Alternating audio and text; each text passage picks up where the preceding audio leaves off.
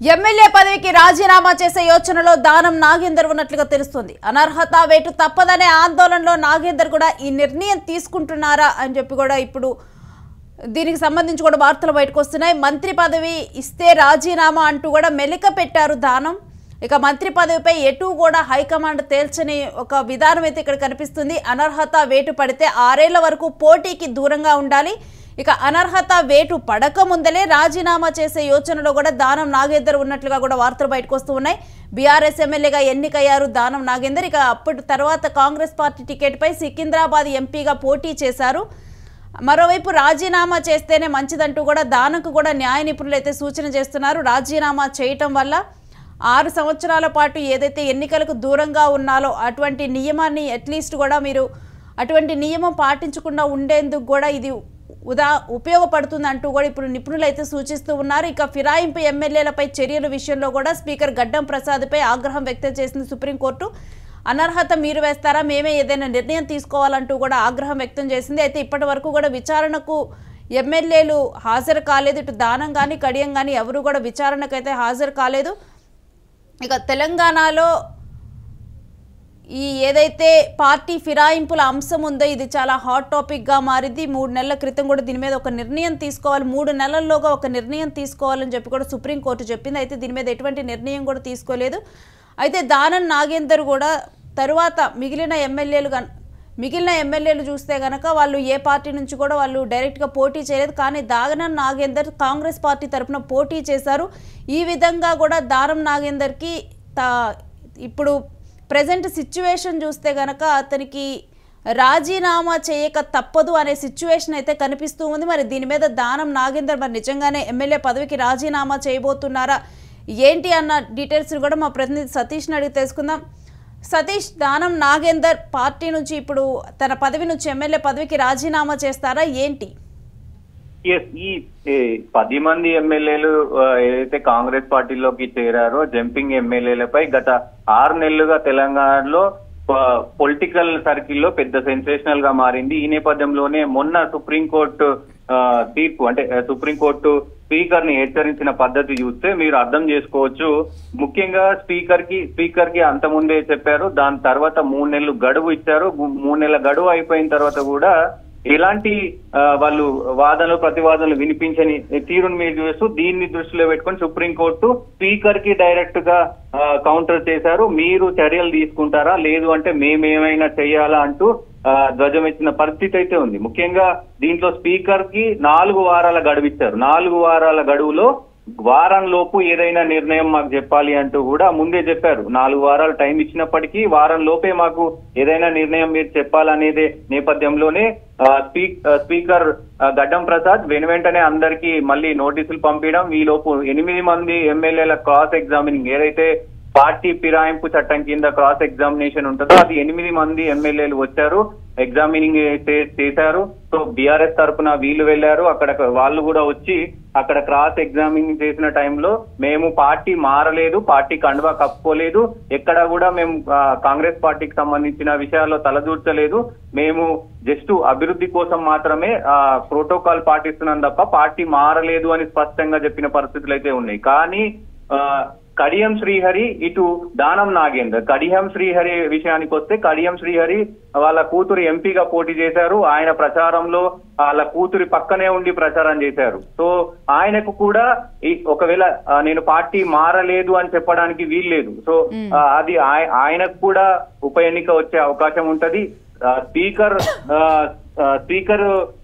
Suspend చేస్తారా లేకపోతే ఆయన రాజీనామా చేస్తారా అనేది ఒక పక్కన పోతే, దానం నాగేందర్ అయితే చెప్పుకోవడానికి ముఖ్యంగా ఏమీ లేదని చెప్పుకోవచ్చు. ఎందుకంటే దానం నాగేందర్ సికింద్రాబాద్ ఎంపీగా అంటే కాంగ్రెస్ పార్టీ తరఫు నుంచి సికింద్రాబాద్ ఎంపీగా పోటీ చేశారు. అఫిడవిట్ ఉంటుంది, ఇవన్నీ ఉంటాయి. సో ముఖ్యంగా కాంగ్రెస్ పార్టీలో చేరలేదు అని చెప్పుకోవడానికి ఎలాంటి ఇది లేదు. ఈ నేపథ్యంలోనే కాంగ్రెస్ హైకమాండ్ అయితే ఆయన కోరుతున్నట్టు, అంటే హైకమాండ్ లో ఏదైనా మంత్రి పదవి ఇస్తే గనక నేను రాజీనామా చేసి ఎన్నికలకు వెళ్తాను, సో మంత్రి పదవి ఇస్తే కొంచెం వెసులుబాటు ఉంటుంది కాబట్టి ఫండ్స్ విషయంలో ఏదైనా ఎన్నిక జరుపుకోవడానికి అనుగుణంగా ఉంటుంది కాబట్టి మంత్రి పదవిని ఆశిస్తా ఉన్నారు.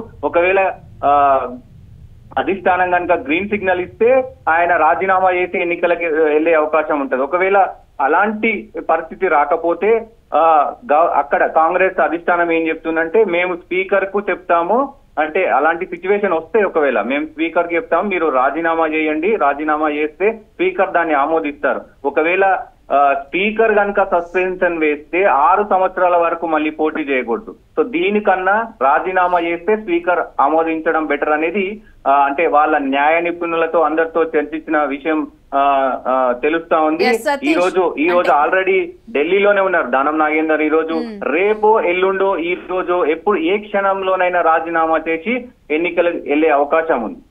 ఇప్పటికే కూడా కోర్టు 2 సార్లు హెచ్చరించడం కూడా జరిగింది. ఈ విషయంలో ఏదో ఒక నిర్ణయం తీసుకోవాలని స్పీకర్ను చెప్పింది. ఒకవేళ కనుక ఏ నిర్ణయం తీసుకోకపోతే మేమే ఒక నిర్ణయం తీసుకుంటామని చెప్పడం జరిగింది. అంటే సుప్రీంకోర్టు కూడా రీసెంట్ గా ఇలాంటి ఒక కేసులోనే అనర్హత వేటు వేసింది. ఇంకా ఆ తీర్పును కూడా ఉదాహరణగా తీసుకొని ఇప్పుడు రాజీనామా తప్పితే ఇంకో మార్గం లేదని చెప్పి ఈ ఆలోచనలో ఉన్నారని మనం చూడాలా?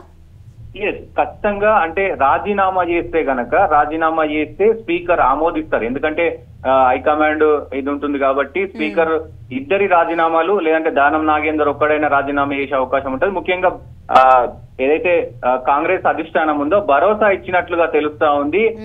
రాజీనామా చేసి ఎన్నికలకు వెళ్లే అవకాశం ఉంది. కానీ ఎన్నికలకు వెళ్తే గెలవడా అనేది పెద్ద చర్చనీయాంశమైంది. ఇప్పటికే బీఆర్ఎస్ క్యాడర్ అంతా కూడా దానం నాగేందర్ కి వ్యతిరేకంగా ఉంది. ఇక్కడ బీసీ వాదం నడుస్తుంది. బీసీ వాదం గత జూబ్లీ హిల్స్ ఎలక్షన్ లో చూసాం. బీసీ వాదం నడిచింది, నవీన్ యాదవ్ గెలిచిండు. సో ఇక్కడ బీసీ వాదానికి వస్తే 3 దఫాలుగా ఇక్కడ దానం నాగేందర్ ఎమ్మెల్యేగా ఉన్నారు. ఏం అభివృద్ధి పని చేశారు? బీసీ నినాదం ఇక్కడ పనిచేయదు. అక్కడ లోకల్ గా కాంగ్రెస్ అభ్యర్థి విజయారెడ్డి గారు ఉన్నారు. విజయారెడ్డి గారు గ్రౌండ్ లోపల తిరుగుతూ ఉంటారు, గ్రౌండ్ లో ఉంటారు. సో కాంగ్రెస్ క్యాడర్ అంతా కూడా ఒకవేళ ఇక్కడ కాంగ్రెస్ నుంచి పోటీ చేస్తే గనక తన కాంగ్రెస్ పార్టీలో ఉన్న విజయారెడ్డి గారే ఓడించే ప్రయత్నం చేస్తారు. సో బీజేపీ నుంచి కూడా అటు గట్టి క్యాండిడేట్ కి ఇచ్చే అవకాశం ఉంది. చీకోటి ప్రవీణ్ అని వినబడతా ఉంది. ఇటు ఒకవైపు పి జనార్దన్ కొడుకు విష్ణువర్ధన్ కి బీఆర్ఎస్ నుండి టికెట్ ఇచ్చే ఆలోచనలో ఉన్నారు. సో ఈ నేపథ్యంలోనే అసలు ఏం జరగబోతుంది? మొత్తానికి దానం నాగేందర్ అయితే రాజీనామా చేసే అవకాశాలు 100% ఉన్నాయి. రేపో మాపో ఎప్పుడో రాజీనామా చేసే అవకాశాలు కనబడుతున్నాయి. దానికంటే ఆప్షన్ లేదు. ఎందుకంటే ఒకవేళ రాజీనామా గనక చేయకపోతే, ఒకవేళ స్పీకర్ గనక అనర్హత వేటు వేస్తే 6 సంవత్సరాల దాకా మళ్ళీ ఎలాంటి భవిష్యత్తు ఉండదు. సో దానికంటే రాజీనామా బెటర్ కదా అనేది చర్చనీయాంశమైంది. ఒకవేళ సతీష్ ఇప్పుడు నిపుణులు ఇస్తున్న సలహా ప్రకారమే వెళ్తే ఇక ఖైరతాబాద్ లో ఉప ఎన్నిక రానుంది అనుకోవాలి మనం. డెఫినెట్లీ నిపుణుల ప్రకారం అయితే రాజీనామాకి సిద్ధంగా ఉన్నట్లు దానం నాగేందర్ సిద్ధంగా ఉన్నట్టు తెలుస్తుంది. సో ముఖ్యంగా రాజీనామా చేస్తారు, స్పీకర్ ఆమోదిస్తారు, ఉప ఎన్నికలు వస్తాయి. దీంతో పాటు మంత్రి పదవి కనుక ఇస్తే కొంత వెసులుబాటు ఉంటుంది. కాబట్టి అంటే రాజీనామా చేయగానే ఒక 2-3 నెలల టైం ఉంటది. ఈ లోపు అభివృద్ధికి సంబంధించిన విషయాల్లో కావచ్చు, ఫండ్స్ సంబంధించిన విషయాల్లో కావచ్చు పెద్ద ఎత్తున అక్కడ ఫోకస్ అంతా చేసే అవకాశం ఉంటది. కాబట్టి అందుకే మంత్రి పదవి అడిగినట్లుగా కనిపిస్తా ఉంది.